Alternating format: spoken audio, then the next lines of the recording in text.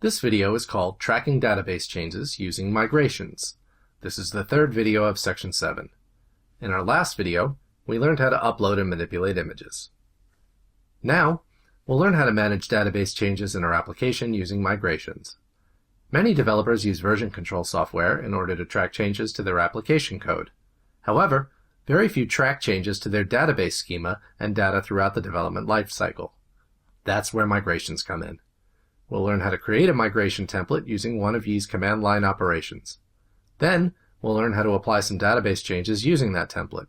Finally, we'll learn how to revert our migration and undo all of the work we just did. The Yee migration class is used to add and remove database tables, columns, indexes, and data. Furthermore, it stores a history of which migrations were applied and when they were applied. This history also makes it very easy to undo changes when something goes wrong. You'll remember that we created a small related table called skin in order to track the skin tone of our monsters.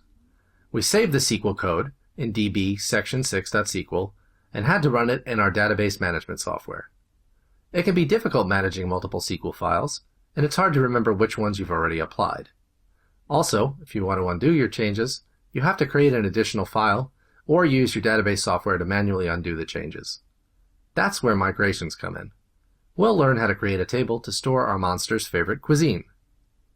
Open up a terminal, SSH into your Vagrant box, and as usual, change to the application root. We'll use the create action of the migrate command in order to generate our first migration. This accomplishes several tasks.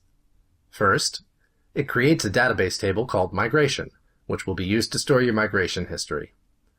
Secondly, it will create a migrations directory in your application root if one doesn't already exist. Finally, it will create a file in that directory, which contains scaffolding code that will simplify the process of writing your migration. In order to accomplish this last step, we have to provide a name for our migration as a command argument. We'll call ours add cuisine.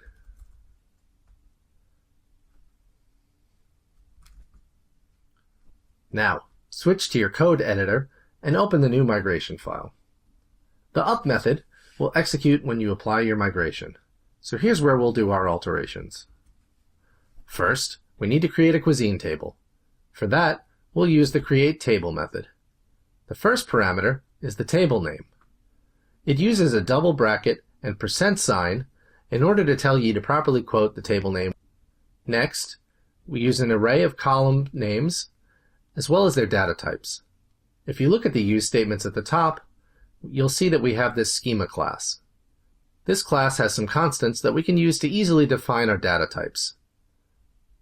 The ID column is a primary key, and the description column is a string. The PK type will automatically cause the column to auto-increment, and the string column will convert to a varchar with the length of 255. The schema class uses generic names for its types in order to help you keep your application database agnostic. The final parameter is any additional SQL that you want to append to the create table statement. We'll be sure to set the storage engine to InnoDB because we're going to create a foreign key relationship in a minute.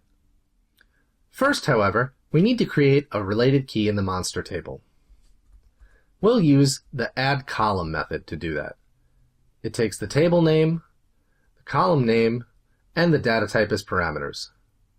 This will obviously be an integer. Finally, we'll add a foreign key with the add foreign key method. This takes the name of the index, the table and column names, and then the related table and the column name as parameters. Now that we've created our tables and indexes, let's add a little data. We can do that using the batch insert method. The first parameter is the table name, and then the second is an array of columns, and the third is an array of values to insert. Now, you can save the file, switch to the terminal, and run the migrate command. You'll clearly see that we've created our new cuisine table, complete with data, added a cuisine ID column to the monster table, as well as a foreign key index of the same name. But what happens when you realize after pushing this change to production that you find your users don't agree that they are what they eat, and you're forced to remove the feature? You can revert the code changes easily enough in your version control software, but deleting tables with foreign key indexes can be a real pain to perform manually. That's what the down method is for.